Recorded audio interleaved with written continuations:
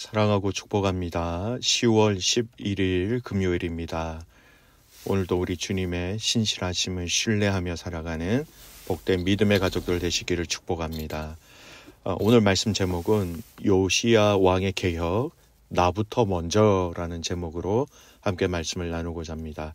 오늘 말씀은 열왕기하 22장 1절에서 20절까지 말씀입니다. 요시야가 왕위에 오를 때에 나이가 8세라 예루살렘에서 31년간 다스리니라.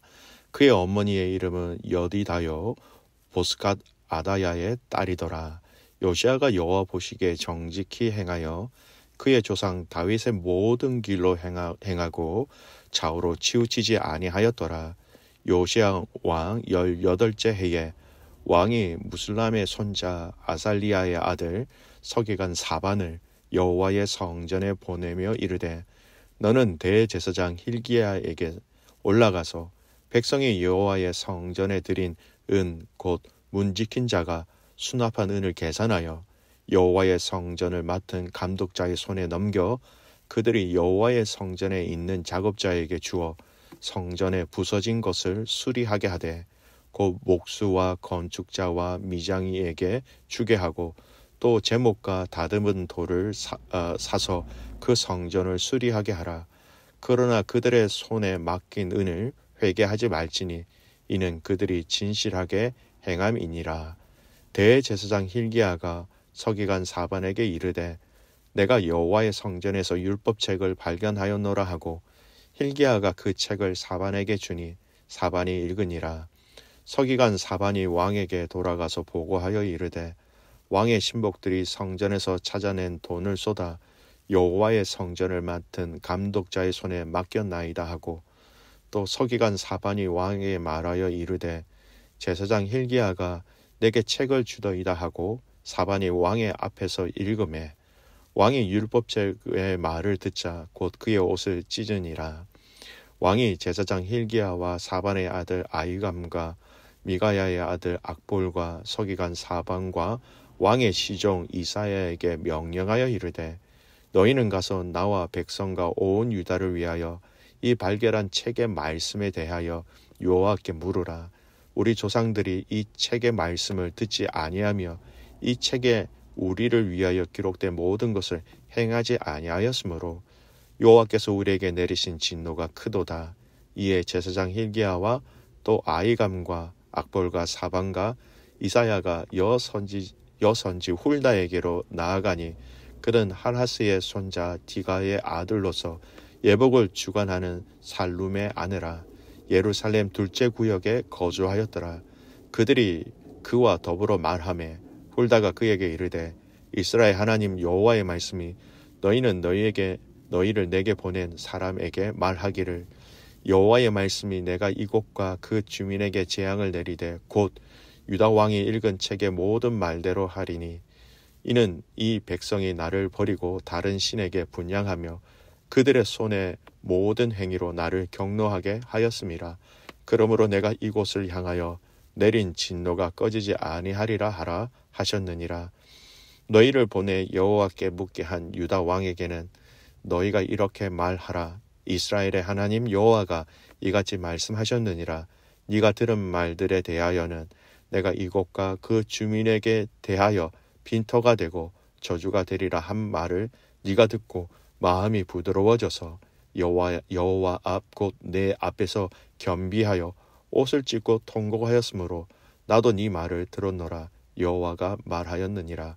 그러므로 보라 내가 너로 너희 조상들에게 돌아가서 평안히 묘실로 들어가게 하리니 내가 이곳에 내리는 모든 재앙을 네 눈이 보지 못하리라 하셨느니라 하니 사자들이 왕에게 보고하니라. 아멘. 오늘 말씀 제목은 요시야 왕의 개혁, 나부터 먼저라는 제목으로 말씀을 나누고자 합니다. 오늘 본문은 유다의 제일 16번째 왕 요시야 왕의 이야기입니다. 오늘부터 시작해서 주일까지 이 요시야 왕의 이야기를 묵상하게 되는데 오늘 읽은 본문을 보셔도 아시는 것처럼 요시야 왕이 어떤 왕인지 금방 우리는 알게 됩니다. 요시야 왕은 하나님 앞에서 참으로 선하게 반응한 왕이었습니다. 오늘 2절 보십시오. 요시야가 여호와 보시기에 정직히 행하여 그의 조상 다윗의 모든 길로 행하고 좌우로 치우치지 아니하였더라. 정직히라는 이 단어, 그리고 좌우로 치우치지 아니하였다라는 이 단어가 굉장히 많은 것을 포함하고 있습니다. 이 두 단어는 그가 하나님 앞에서 얼마나 그의 신앙과 마음의 지조를 지켰는지를 잘 알고 있는, 또 잘 알게 하는 단어입니다. 다른 것을 볼까요? 주일 열왕기하 23장 25절을 보면 그에 대한 평가는 이 한 줄이면 충분히 이해할 것 같습니다. 요시야와 같이 마음을 다하며 뜻을 다하며 힘을 다하여 모세의 모든 율법을 따라 여호와께로 돌이킨 왕은 요시야 전에도 없었고 후에도 그와 같은 자가 없더라. 23장 25절에 요시야에 대한 평가는 또 이렇게 하고 있습니다. 율법을 따라, 말씀에 대한 기준을 따라 자기 마음대로 했다라는 게 아닙니다. 정확한 율법이라는 그 기준에 따라 살았고 그 기준에 따라 백성들이 살아갈 수 있도록 한 왕이다라는 평가를 받고 있습니다. 그리고 마음과 뜻과 힘을 다해라고 평가하지요. 그 일이 모든 힘과 에너지를 다 쏟아 부었다라는 겁니다. 모든 우선순위를 다해 하나님의 뜻을 자기 뜻에 자신과 유다에 맞추어서 그것에 맞추어서 온전히 세워나갔다라는 것이죠. 마지막으로 뭐라고 얘기합니까? 여호와께로 돌이킨 왕은 요시야 전에도 없었고 후에도 그와 같은 자가 없었더라. 최고로 신실하게 정직하게 하나님 앞에 행하였다라는 겁니다. 사랑하는 믿음의 성도 여러분, 오늘 요시야 왕은 정말 전심을 다해 하나님 앞에서 최선을 다해 그를 주인으로 진정한 왕으로 모시고 섬긴 왕이라는 것을, 이 평가가 오늘 저희들에게 말씀해 주는 것처럼 저와 여러분에게도 하나님이 이렇게 평가할 수 있는 그런 성도와 가족들이 되기를 간절히 소원합니다. 그 내용 중에 오늘 본문에 나타난 하나님 보시기에 참으로 아름다운 요시야 왕의 행동 몇 가지를 보겠습니다. 도대체 어떤 행동이 하나님 보시기에 전에도 후에도 없는 가장 귀한 사명을 감당한 왕으로 평가받게 되었는가? 첫 번째, 성전 보수입니다. 이 요시야 왕의 성전 보수는 그냥 고쳐야 할 것을 고치는, 수리할 것을 수리하는 단순한 행위로 봐서는 안 됩니다. 여호와의 전에 드린 은을 통하여 마땅히 성전의 보수와 관련된 일을 진행하게 하였고요. 그것을 통하여 성전 수리를 하게 되었습니다.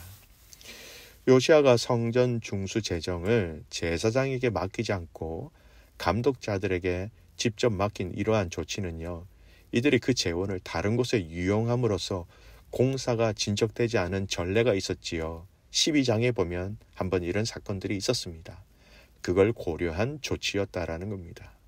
즉 요시야 왕은 성전 중수 재원의 지출 책임을 제사장이 아닌 공사 감독관에게 주고 이들이 직접 공사 담당자에게 자금을 지급함으로써 성전 보수 이외에 다른 용도로 재원이 지출되는 것을 원칙적으로 막았던 것입니다.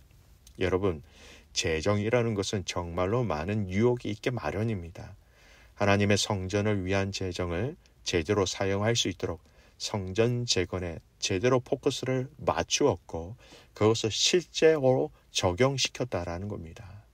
많은 유혹이 있을 수 있는 이 재정을 투명하게 함으로써 하나님 성전을 처음부터 정직하게 보수하고 수리하였다라는 겁니다.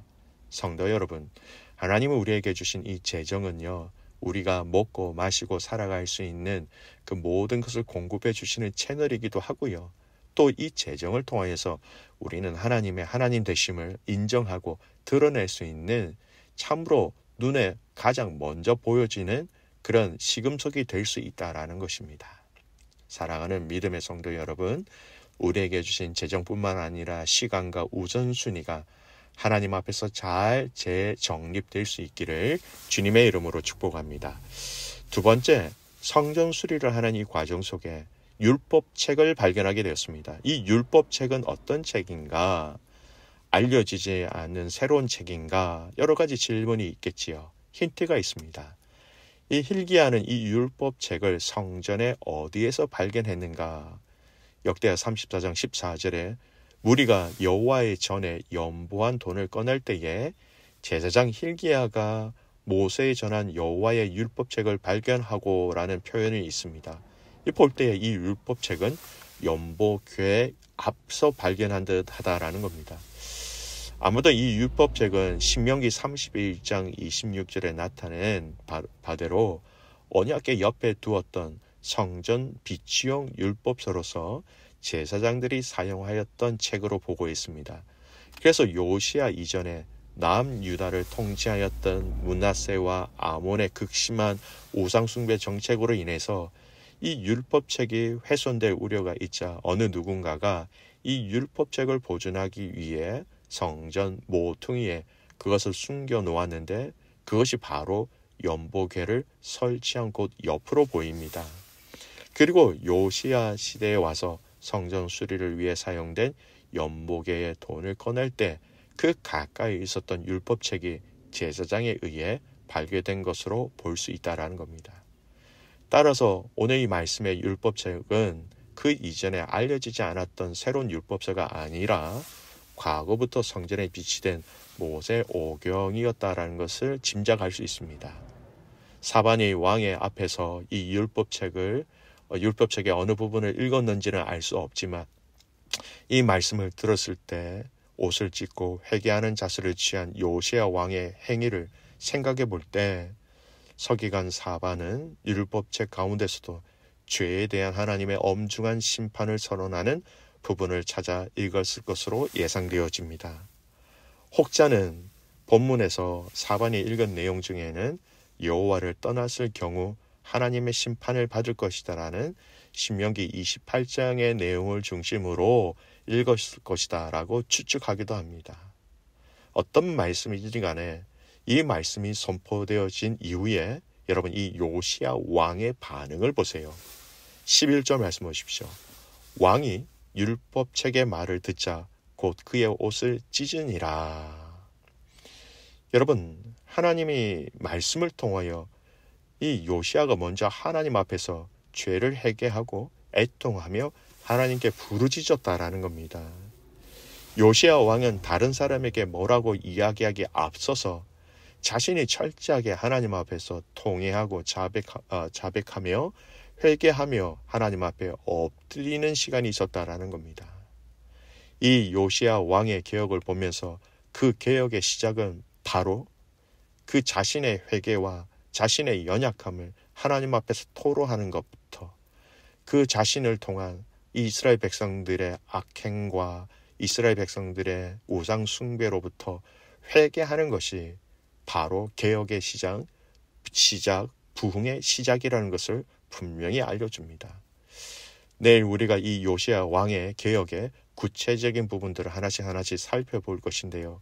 그 개혁의 처음은 여러분 자신이 먼저였다라는 것을 성경은 분명히 얘기하고 있습니다. 내가 먼저 회개하고 내가 먼저 삶을 바꾸고 내가 먼저 돌아서는 것이 진정한 개혁, 진정한 부흥의 시작이라는 것을 기억하며 그렇게 살아가는 저와 여러분이 되시기를 주님의 이름으로 축복합니다. 아멘.